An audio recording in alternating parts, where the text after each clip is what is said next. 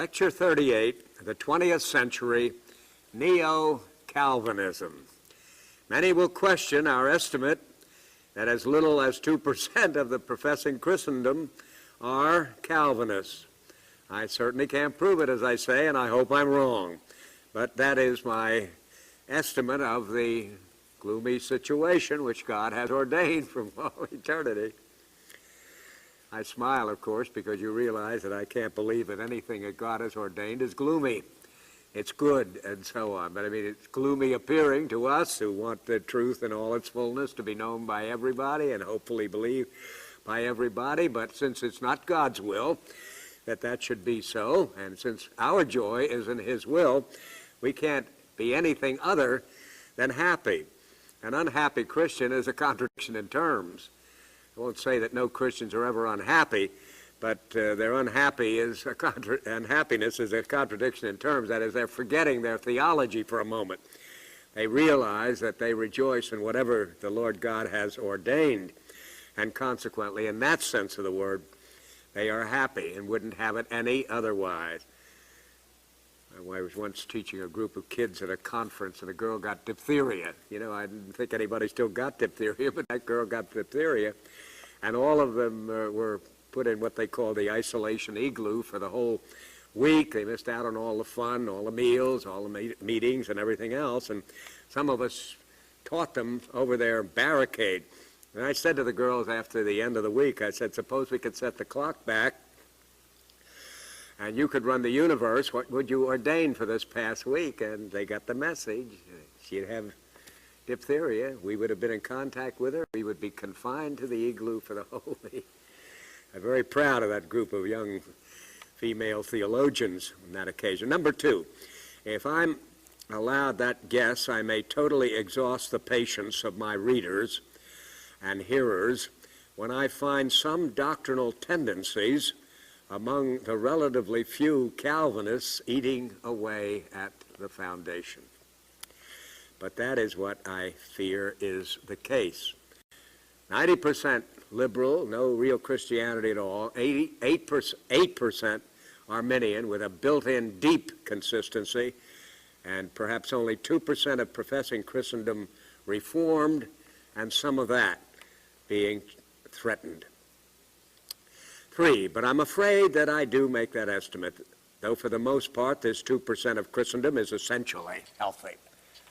One time when I can use a high percentage, I would imagine a 90% healthy, only 10% threatened by this sickness that I think I see coming on and already infecting. Number 4, what is eating at the foundations of Calvinism is very similar to what has tended to destroy Christianity in the Middle Ages and in the contemporary sacerdotal denominations. Number 5, it was sacramentalism or sacramentalitis with them, and it is what I may call covenantitis, closely connected with the sacrament of infant baptism with the Calvinists.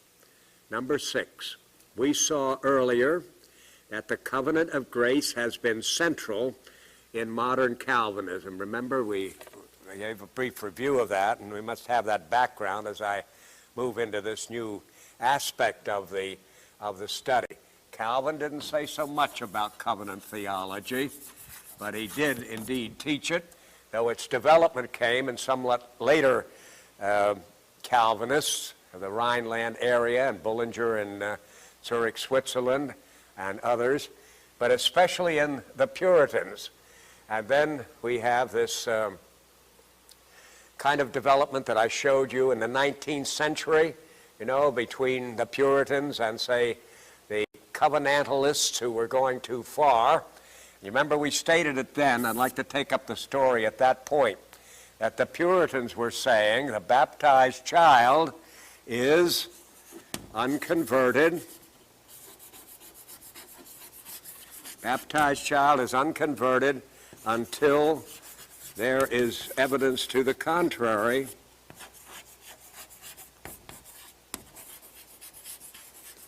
Whereas the typical Presbyterians, the non but not anti Puritan Calvinists, and so on. We're looking at it the other way.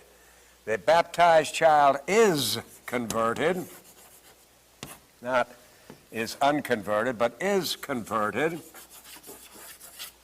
until we have evidence to contrary.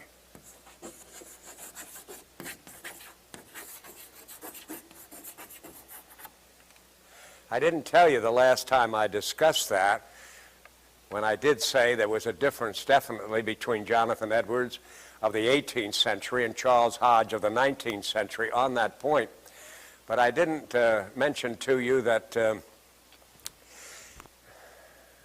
Hodge really felt that Edwards was badly mistaken in this point, that the halfway covenant was really a good thing, and that even Stoddard's thought of admitting people who weren't persuaded of their own conversion to the Lord's Supper was not actually so bad. But telling a little bit more of the intensity of the debate there as we come into the 20th century, but I mentioned another thing that I didn't mention before, just to help you understand this better and also see the gravity of the situation better. P.Y. DeYoung in the Christian Reformed Church, he's a man my age, he's been at this for a long time, but he wrote his doctoral dissertation, I think it was at Hartford back in the 40s, and published it later under a title, I don't recall exactly, but I think it was The Decline of the Covenant in New England Theology. It was certainly something like that. That was the theme of it.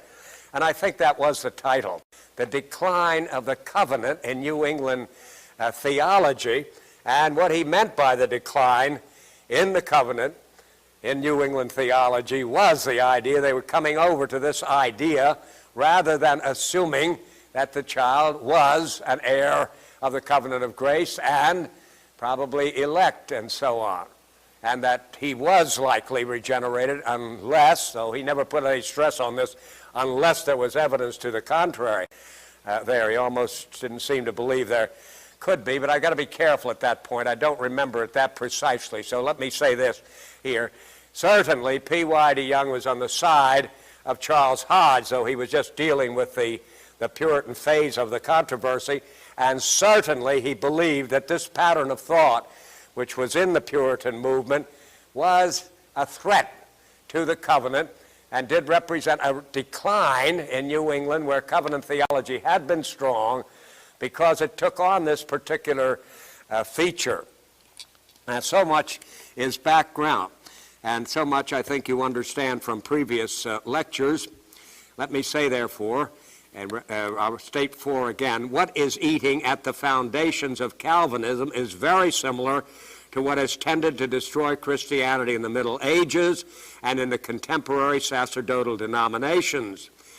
5, it was sacramentalism or sacramentalitis, which with them, and it's what I may call covenantitis, closely connected with the sacrament of infant baptism with the Calvinists. We saw earlier that the covenant of grace has been central in modern Calvinism. This covenant, in some sense, includes the children of the covenant and communicant believers. Strictly speaking, that sense in which children are included does not necessarily include their election, but there can be no question that many Calvinists today think so. May I read that again? Number 8. Strictly speaking, that sense in which children are included does not necessarily include their election, but there can be no question that many Calvinists today think so. One writer, in a study of this matter about 10 years ago, in the Christian Reformed Church, the Orthodox Presbyterian Church, the former Reformed Presbyterian Church Evangelical Synod, and his own Reformed Presbyterian Church of North America, the Covenanters, this researcher found it widespread in the other Reformed denominations and wished it would become more so in his own. Some sort of an indication of the fact that this particular movement is permeating the most conservative denominations. When you talk about the Christian Reformed Church and the Orthodox Presbyterian Church and the Covenanter Church, you know full well you're getting close to the heart of a very orthodox form of Calvinistic doctrine.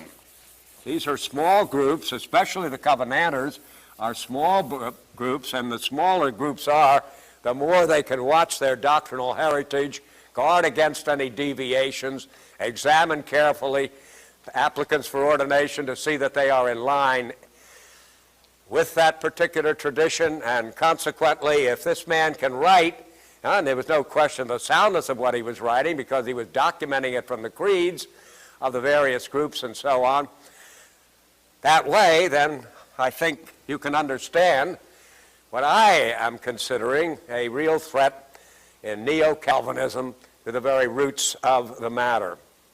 Here it's the matter with baptism again, you see. Infant baptism in particular.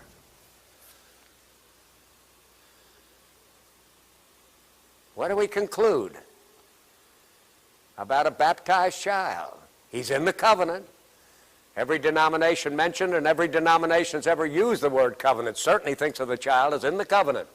Never any problem with that. There wouldn't be baptism if they didn't have the idea of the covenant extending to the child as well as to the parents. But precisely, what is the question here? What is the status of the child who is baptized? Exactly, he's in the covenant, but in what sense? Now, these very conservative, very reformed bodies, according to this particular study, well documented, is saying that these children are either regenerate or elect.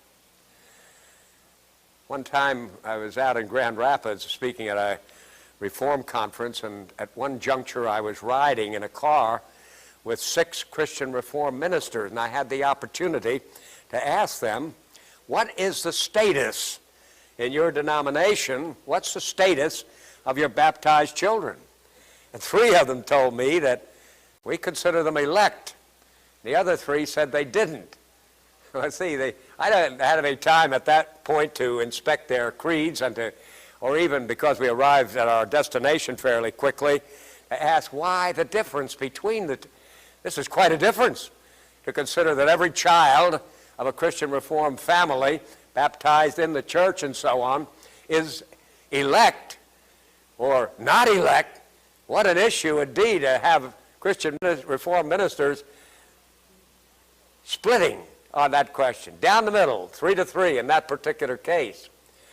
I must say, in fairness to the conversation, it was only about 5 minutes long. We got to our destination. I wasn't able to probe very much, and it may not have been as clear a question as I would like it, and it may be some were thinking more of whether it meant regeneration at the moment or regeneration later. There's various questions connected with this, but I certainly got the impression, both from the paper and other things I've read, and some massive studies that have been made on this, published, and a couple heavy doctoral dissertations at Yale that I have read, and so on. The status of children in the Reformed tradition from Calvin on, I surely got the impression from the paper that most of the most solid Reformed congregations today consider the baptized child an elect person.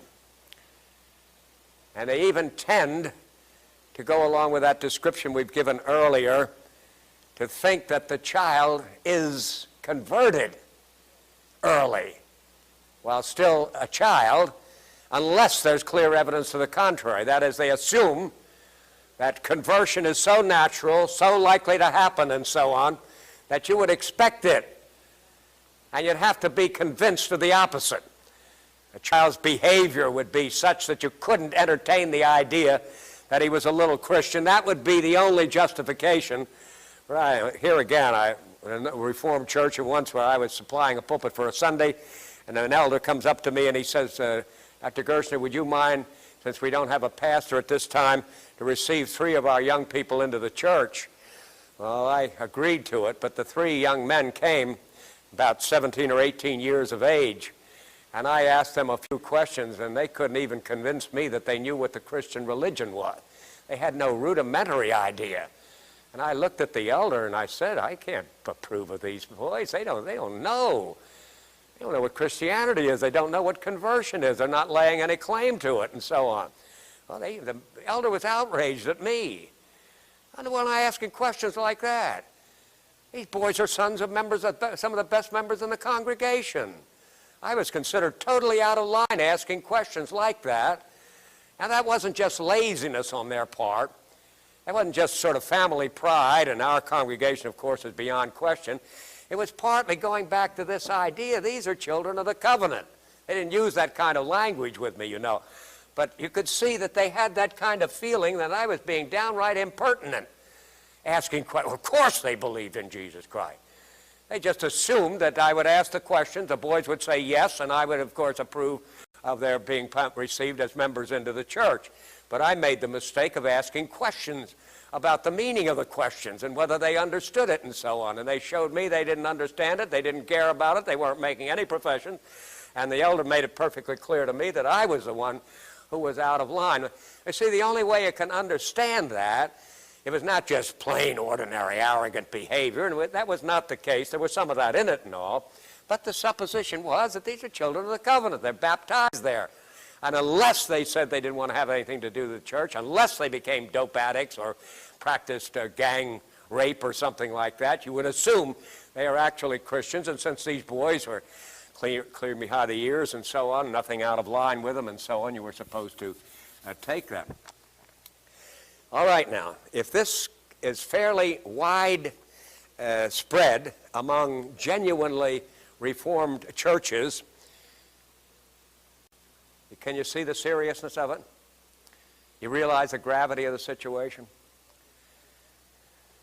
There is no basis that I can see in the Bible or Reformed theology for the conclusion that every child of a believer is therefore elect and will certainly become regenerate, not to mention must be assumed to be regenerate even in his infancy. I don't think anybody has ever really taught that. Calvin acted somewhat as if it were so. And there were people in the traditions, as I say, who act that way, but fundamentally, what in the Bible ever gives the impression that every child of a believer is an elect person? Now, if our churches are working on that, there is absolutely no question that it has made deep inroads in many of the strongest Calvinistic churches. The question I'm facing right now is, what's the seriousness of it? How grave is it? Is this just one of those picayune mistakes that we just live with and so on? I would say the best field for evangelism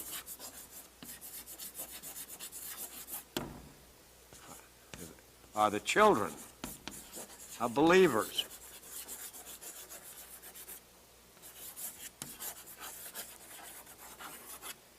And yet, according to this view, these children are not even a field for evangelism. I was impertinent asking such questions about it, and any Christian parent who treated his child as if he needed to be converted would likewise be out of line. One of the theologians who's been at the center of a controversy on this has made very insistent repetitions of the fact. Children are not a field for evangelism. Well, if they are a field for evangelism, and the very best field for evangelism, because God has made some glorious, hopeful promises to parents who are conscientious in the rearing of their children and endeavoring to bring them to Jesus Christ, then for Reformed theology to take that choicest of all fields right out of the domain of evangelism, and assuming they're converted when there's no ground for it, you realize that's about as deep an offense and serious a wound against the side of Christ as you could possibly find. It isn't only that children are the best field, but the best cultivators of the field are Reformed people. These are the best instructed. If Reformed theology be true and biblical, as I believe it is, and most of you, I trust, believe it is, these parents are the ones most likely capable of leading children to Jesus Christ. And it's these parents who are being told these children don't need to be led to Jesus Christ. You are actually being unbelieving and impertinent if you even try to do it. I think you know by now what I mean by saying this is a very grave attack on the very tiny percentage of people who are today maintaining the whole counsel of God as given to us in Holy Scripture. Number 9, the great tragedy of this view is that the greatest field for evangelism, the children of believers, is ruled out as a field for evangelism. At the same time, let it be said in conclusion that the Reformed churches are essentially faithful to the Great Commission. I have to explain that. How can this be a serious tendency? And once again, I remind you, this is bad enough, but we've actually got a minor tendency to pedo or pido communion.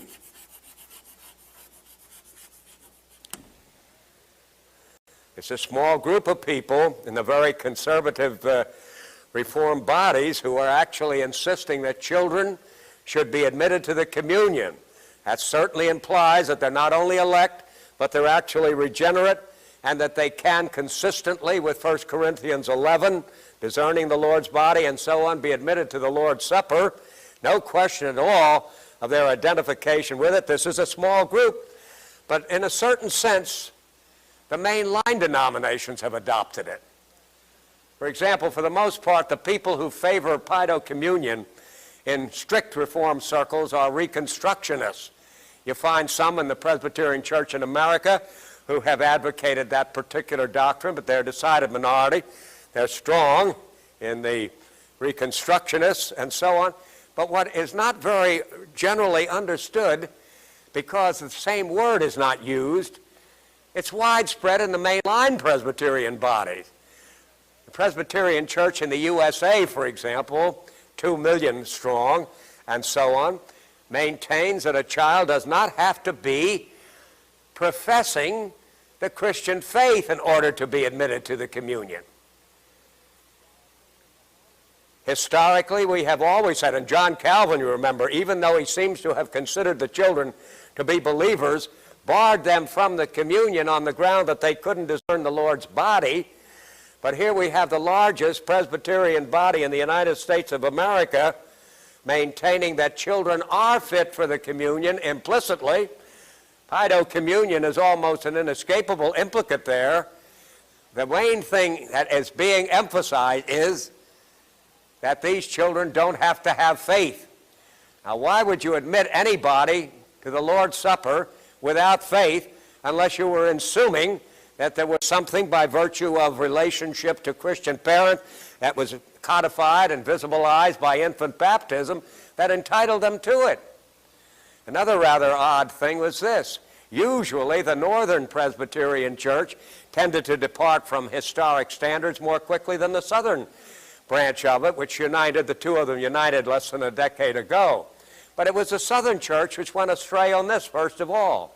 It was that church which already had the established practice at the time of union of receiving their children the Lord's Supper, even though the children didn't profess faith. And the Northern Church, while it had discussed it and had some conflicting testimony on it and so on, practically learned that from the Southern Church, and it became a part of their position after their union. So this particular deviation of taking the richest field for evangelism totally out of the field and so on is actually a majority report in professed bodies. It's impressive that the largest number of Presbyterians be going that way. They are not considered by any means the most orthodox of the Calvinists, but they do profess the Calvinistic tradition. But we've noticed that even among the smaller bodies, which are much more circumspect and much more diligent in adhering to the Westminster Confession and so on, the movement is still gaining ground and has some influential representation even there. And I'm saying here, as I conclude this part of the lecture here, that if we have this situation, we ought to be aware of it. 90% liberal, which means non-Christian in my book. Liberalism's another religion. 8% Reform, evangelical or Arminian, with the deep problem which they have that we've gone into in detail a very small group which is holding to the whole counsel of God, and even they are having their foundation sapped away to a considerable degree in the sense that their evangelistic outreach is being denied to them, and that, ironically enough, the majority of them, considering Presbyterianism as a whole in this country, and remembering that Presbyterianism in England is practically defunct, if our situation is bad here, it's actually beyond repair practically in Great Britain and Germany and Europe and so on. You hardly find any of it at all, so that the Reformed witness is in danger of being greatly decimated itself, even though it constitutes the minority of the whole Christian witness and the only one which I think can legitimately be called faithful to the whole counsel of God. This is a time for prayer, my dear friends, and earnest laboring on behalf of the kingdom of God. It's the church for which Christ died, and we must do everything in our power to see to it that she is presented fit for him when he returns.